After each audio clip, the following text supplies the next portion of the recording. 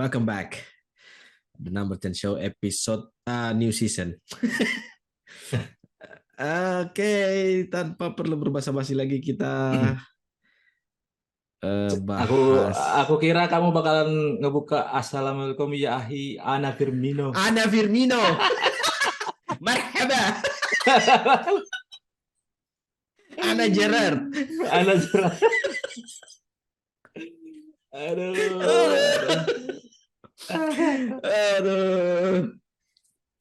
Oke, karena pembukanya Firmino kita bahasnya nggak jauh-jauh dari transfer gitu. Yang paling langsung aja yang paling nggak heboh juga sih, tapi heboh tuh bagi fans United meskipun sebenarnya sudah berapa lama rumornya gitu. Mason Mount, the new number 7, 55 juta pounds plus 5 pounds, add-ons, masih muda, Akademi Chelsea. Ini MU kayaknya suka ngeberakin klub lain ya. Semuanya diambil gitu. Dulu legenda Liverpool dapat gelar, terus legenda Arsenal dapat gelar juga. Nah ini besok nih legenda pemain boyhoodnya Chelsea sekarang pindah nomor 7 lagi. Secara teoris 55 plus 5 kan, tapi kayaknya 55 plus 5 nanti cuma 55 aja kayaknya nanti. Kan biasanya kalau misalnya timnya juara gitu kan, jadi add-ons-nya kan di situ biasanya kan. Iya, iya. Atau dapat gelar yang lain lah misalnya. Gimana tapi kamu ya, ngelihat ini Mount? Sebenarnya kalau dari segi pemberitaan, karena memang ini sudah hitungannya slow transfer ya. Beritanya kita sudah tahu dari bulan lalu gitu kan. Bahkan pada saat timnas Inggris main, Luke Shaw itu sudah kasih kode sebenarnya. Walaupun kodenya itu awalnya bukan hanya ke Mason Mount aja mengarahnya. Declan Rice juga. Declan Rice juga. Cuman memang yang bikin gosip ini nggak tahu diri aja. Kondisi MU gimana kan? Pertama, aku ngelihat ini excited seperti pada saat proses transfernya Van Persie. Oke. Awalnya dari segi nama sih aku nggak terlalu ini dengan Mason Mount ya.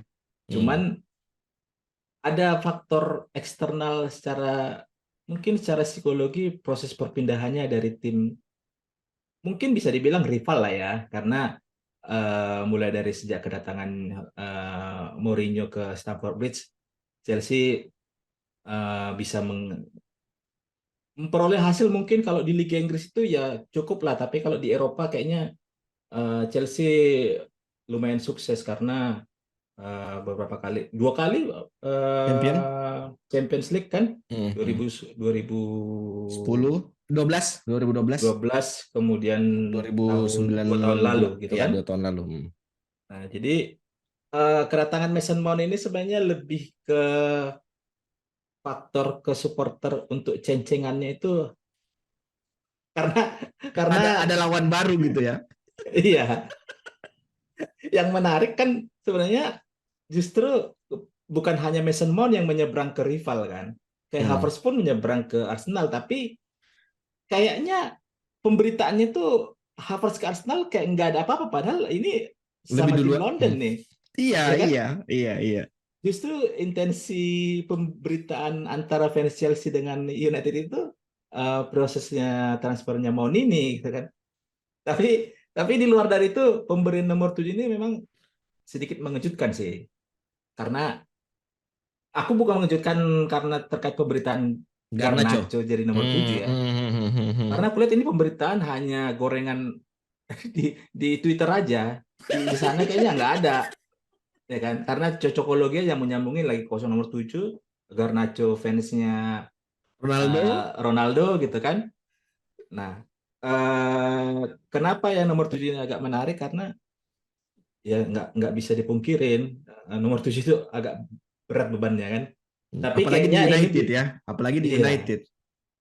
Cuman kayaknya ini karena jadi bagian dari proses transfer, kayaknya ya. Jadi Hmm. tawaran ke Mason Mount, jadi kalau misalnya jadi pindah ke United akan Dikasih nomor diberikan keramat. nomor keramat gitu kan, nomor 7 atau Hmm. mungkin bebas milih mau nomor berapa dan Mason Mount pilih nomor 7 gitu kan. Tapi Hmm. setidaknya mungkin ini menjadi salah satu untuk menjaga momentum dari segi bisnis ya di United karena sekarang lagi agak menurun mungkin secara income, jadi mau coba dongkrak dari penjualan jersey siapa tahu kan. Ini kan anak Inggris, lumayan lah kan. Ada Inggris. Tapi ngomong-ngomong ini ya, agak off topic sedikit. Ngomong-ngomong Ya. soal penjualan jersey ya. Mm-mm. Kamu tahu nggak yang pas United Megastore launching new jersey kemarin Mm. jam 10 waktu Mm. Manchester, jam 10 lewat 1 tutup Megastore-nya. Karena mau demo itu kan. Di boykot. Ya, walaupun kayaknya eh, aksi itu nggak terlalu berimpact apa-apa sebenarnya kayaknya ke Glazer ataupun gimana kan. Tapi itu hal pemberitaan yang kayaknya nggak perlu lah dilakukan. Oke, masih masih soal Mount, masih soal Mount. Mm-mm. Kira-kira apa yang bikin Ten Hag, memang Mount ini pemain yang dibutuhkan Ten Hag gitu Mm-mm. untuk musim depan, Mm-mm. atau karena ini semata-mata cuma budget transfer yang minim seperti yang kita bahas di episode sebelumnya, itu cuma maksimal 120 juta pounds, yang Mm-mm. artinya sekarang sudah 155 plus 5 5 kan nyusul tuh, anggaplah Mm-mm. 55, berarti masih ada 65 pounds, Mm-mm. dan itu tinggal satu pemain tuh, entah itu Mm-mm. Onana atau Mm-mm. Caicedo, kita nggak tahu. Ini Mount ini memang untuk sesuai kebutuhan atau Mm-mm. semata-mata demi eh, menyenangkan fans supaya ada kelihatan transfer gitu United. Eh, di luar dari budget ya. Di pot kita sebelumnya kan kamu bilang kan budgetnya itu 120, 100 Mentok. plus 20 Iya, gitu kan iya. mentok. Uh. Kayaknya itu juga bukan bukan duit duitnya sudah ada. Kayaknya ada term and term and conditionnya. Duit itu ada kayaknya kalau ada pemain Pemain yang yang berhasil dijual. dijual, ya kan? Nah, tapi anyway kan secara secara kebutuhan pemain atau taktik yang di diinginkan oleh Ten Hag dengan Hmm. pembelian Mon ini, Hmm. aku justru ngelihatnya bukan dari hanya sekedar misalnya menyenangkan fans ya. Hmm. Ten Hag itu kayaknya dia realistis kalau misalnya setidaknya ya tahun ini atau bursa transfer ini United nggak akan mendapatkan striker. Karena apa? Hmm. Harga striker nggak ada yang murah sekarang, gila-gilaan kan? Iya. Ditambah budget terbatas, ya kan? Nah, eh, dengan Mount ini MU hitungannya beli satu dapat dua kalau aku ngeliatnya. Pertama gini, Hmm. Mount ini kalau secara posisi dia tipikal pemain yang all around dari sisi penyerangan kan. Dia Hmm. bisa nomor 8, bisa Nomor nomor 8, 10, 10 ya. bisa winger gitu kan. False nine juga bisa kalau Bisa dibutuhkan. mungkin false nine. Karena melihat kondisi realistisnya United kayaknya nggak mungkin mendapatkan penyerang, jadi dengan kehadiran Mon ini bisa menutupi kekurangan yang musim ini nih. Musim ini Faktis hanya mengandalkan Bruno Fernandes kalau mau nge-pressing di depan kan. Hmm. Yang lain itu nggak ada tuh yang bisa diandalkan untuk pressing tuh. Ya. Sedangkan walaupun memang kita sama-sama tahu kan penyakitnya United musim lalu kan masalah striker tuh kan. Gak ada tuh yang bisa cetak gol kan. Gak ada. Nah, tapi kayaknya Ten Hag sudah bisa melihat proses take over United nggak ada kejelasan.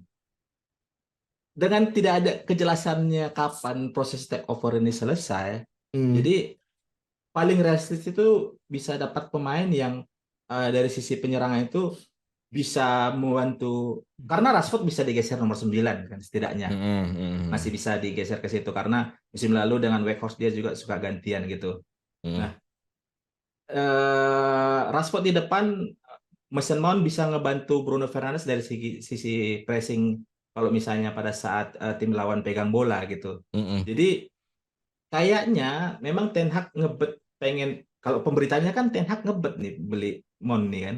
Mm. Karena memang dia sih kayak sudah melihat MU tidak akan bisa mendapatkan striker yang diinginkan ya di musim ini. Jadi kayaknya kita mesti melupakan eh, gosip-gosip transfer. Kira-kira siapa ya? Osimhen kah? Harry Kane kah? Atau Kolomuani kah? Jadi kayaknya jadi kayaknya lupakan aja kan. Pemilik belum jelas, budget terbatas. Jadi kayaknya memang itu eh, paling jadi salah satu kenapa Ten Hag menginginkan Mason Mount sih. Terus terlebih lagi katanya alasan kenapa Ten Hag ngambil Mount itu Hmm? karena United itu kekurangan seperti yang kamu bilang tadi itu press pada saat tim lawan menguasai bola, karena Hmm. memang penyakitnya United seperti yang kamu bilang tadi, selain itu Hmm. Hmm. nggak ada yang bisa ngepres pada saat Ya. uh, tim lawan tuh berusaha build up gitu. Dan Hmm. yang dibutuhkan Ten Hag katanya Mount itu punya Hmm. trade pada saat press higher, press tinggi Hmm. gitu, terus bola di posisi United, Mount Hmm. itu bisa attacking into space gitu, half space-nya, Hmm. attack half space yang Bruno Fernandes nggak bisa dan Hmm. Christian Eriksen juga nggak bisa gitu. Hmm. Jadi memang nggak ada pemain yang memenuhi kriteria itu. Kita mau mengharapkan Hmm. Martial itu nggak bisa. Kita nyuruh dia attack space itu melebar, dia nunggu dulu Ah. pemain baru gocek, Ah. sama kayak Ah. Sancho kan, apalagi Suruh main bisa Anthony. gocek, tiba-tiba cedera. Ya. Jadi kayaknya faktor itu juga. Iya, Terus iya. ngomongin gosip striker, incarannya United siapa sih? Ah. Osimhen, Kolomuani, Ah. Højlund. Ah. Terus terakhir itu aku baca uh, Pak. Bayern Bayern ngebit Harry Kane Hmm. tapi ditolak apa gimana gitu. Terus akhirnya Hmm. Harry Kane tuh ngasih sinyal mau pindah ke United. Ini rumor dari mana lagi? Uang dari Udah deh. mana, Bapak? Iya, lupakan aja. Nggak bakalan ada striker. Kalau ada itu ya paling paling mentok tuh yang cari opsi yang bisa di loan lah. Hmm. Weghorst Lu ekor udah resmi udah. nggak di loan lagi. Oh, di lo Panggil lagi dia. dipanggil lagi. Terus kan akhirnya karena mungkin memang Ten Hag-nya realistis nggak bisa dapat striker, akhirnya Hmm. eh, mengincernya Onana gitu kan. Hmm. Terus kemudian yang terbaru itu antara Caicedo Hmm. sama Sofyan Amrabat. Ah. Ini aku nggak tahu ya, ini dari mana lagi rumor yang Sofyan Amrabat ini gitu loh, tiba-tiba namanya ada gitu. Anehnya, Ah. anehnya lihat statistiknya Amrabat gitu kan. Hmm. Semuanya tuh hijau kalau misalnya kita ngeliat di FB Ref. Tapi Hmm. ada dua atributnya itu yang Hmm. justru agak aneh kalau kita ngelihat gitu. Dari segi pemain bertahan ya di MF ya. Ah. Ah. Apa Short itu? pass-nya, umpan pendek, akurasinya sama umpan pendek apanya gitu. Jadi dua dua atribut yang justru umpan pendek yang biasanya orang pemain itu bisa DMF. gitu. Dia Ah. tuh kayak kurang gitu. Aku jadi loh, kok kayak gini gitu kan.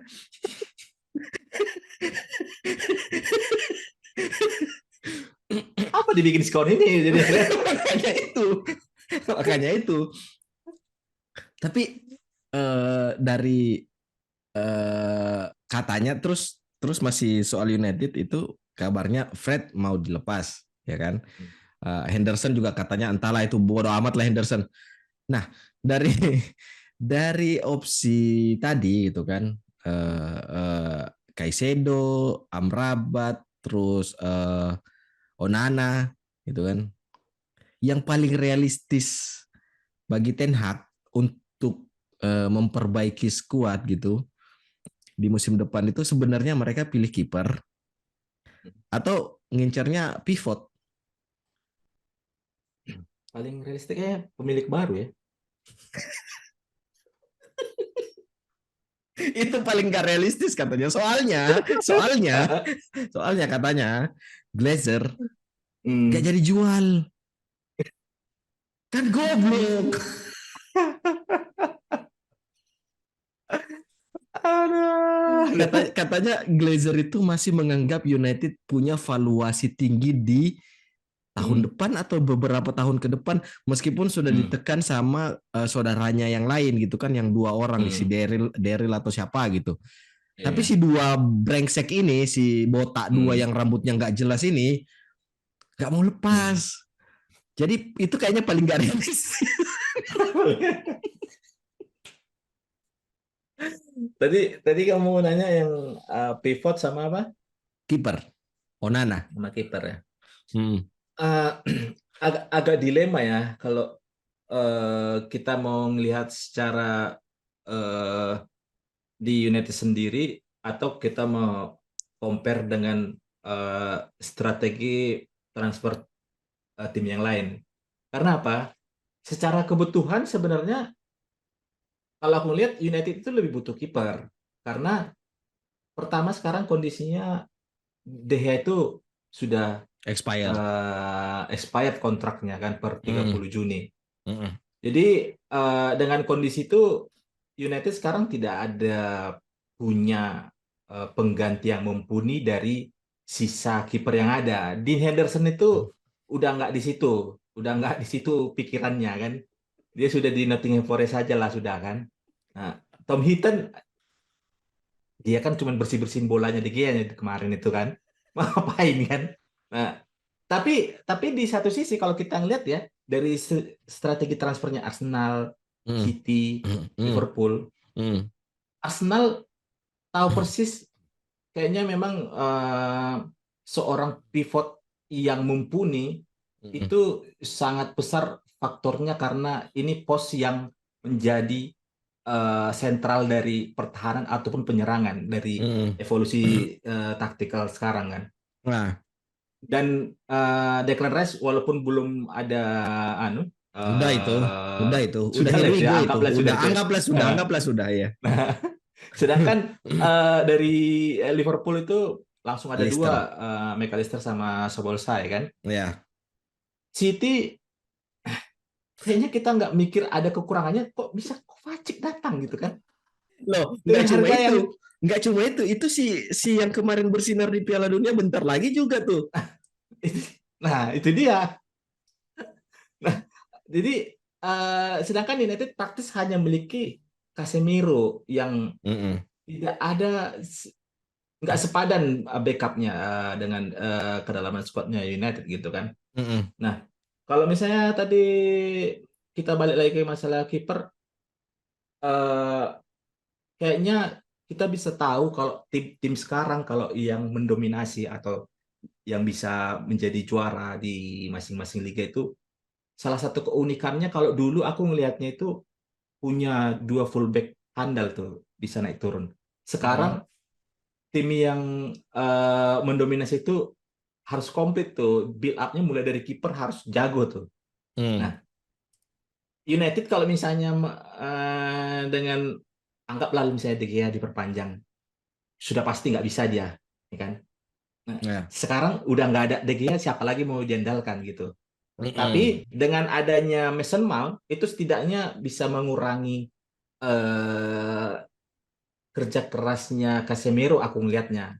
Mm. Jadi posisi pivot atau DMF ini bisa dialihkan ke kiper aja, dimaksimalkan ke proses transfernya Onana kalau bisa gitu kan.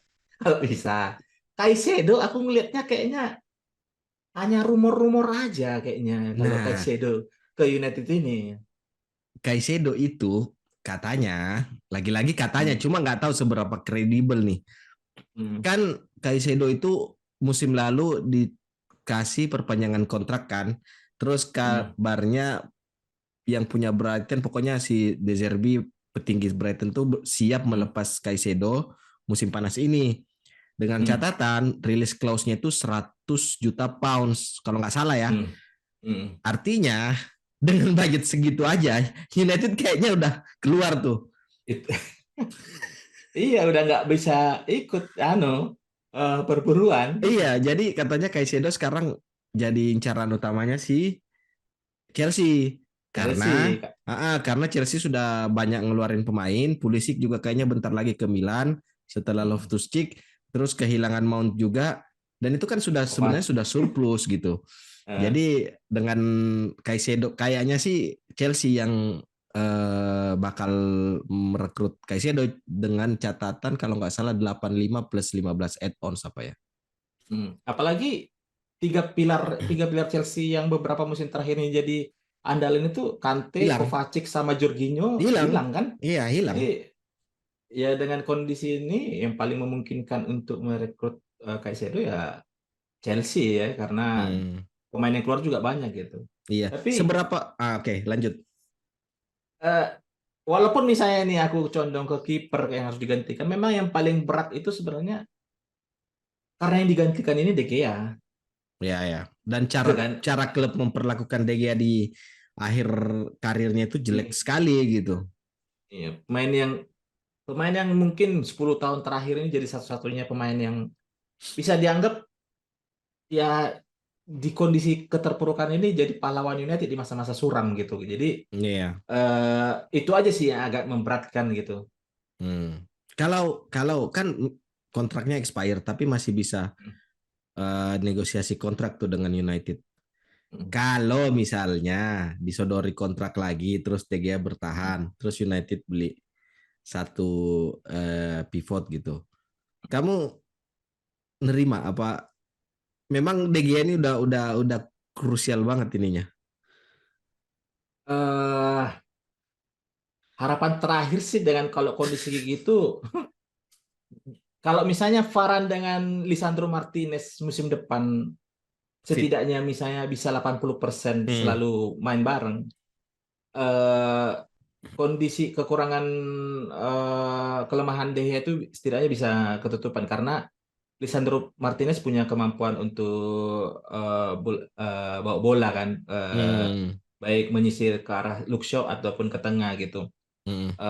Varane bisa menjadi komando lini belakang karena De Gea pun nggak ada punya commanding yang bagus kan Iya. di sebagai seorang kiper gitu. Jadi eh, untuk sekedar menghargai biar nanti ada perpisahannya, jadi kayaknya aku terima-terima aja gitu. Cuman memang ini aku ngeliat kayaknya nggak, walaupun dibilang masih ada bisa negosiasi dengan De Gea, akan Nggak sangat tertutup sulit lah. ya. Hmm. Iya, apalagi dicampur dengan komentar Rio Ferdinand kan. Seharusnya manajemen United nggak seamatir ini menangani Ya. kondisi untuk seorang pemain yang sudah 12 tahun di United gitu. Hmm. Jadi Hmm. kayaknya win-win solutionnya itu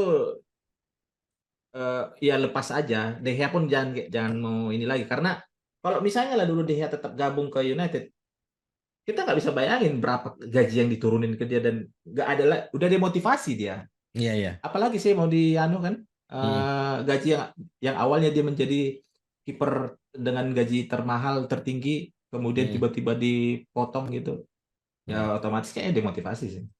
Mending pindah ke ini ya, ke Arab. Itu dia masalahnya kalau pindah ke Arab United nggak dapat apa-apa ya kan, ngapain ya. Kayak bagus kalau tonton aja dia. Itu lu tahun bola kick, bola bola keluar itu langsung kena tetangga itu. Itu dia. Ngomongin Aduh. United, kayaknya itu Hmm. aja sih. Terus Hmm. eh, pemain transfer lain yang getol tuh di musim panas ini Arsenal sih. Hmm. Yang tadi kamu bilang kan, Ya. Havertz sudah resmi, Declan Rice Hmm. hampir resmi, anggap aja resmi, terus Jurien Timber juga resmi. Hmm. Yang satu lagi tuh si ini, tapi belum nggak tahu ya itu bakal jadi penggantinya Thomas Partey apa enggak si Romeo Hmm. Lavia.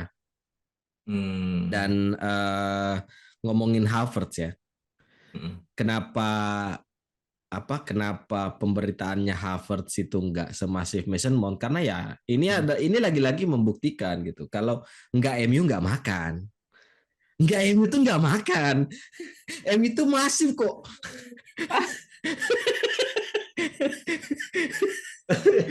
Meskipun peringkat 3 tapi kalau nggak bahas MU itu nggak makan orang.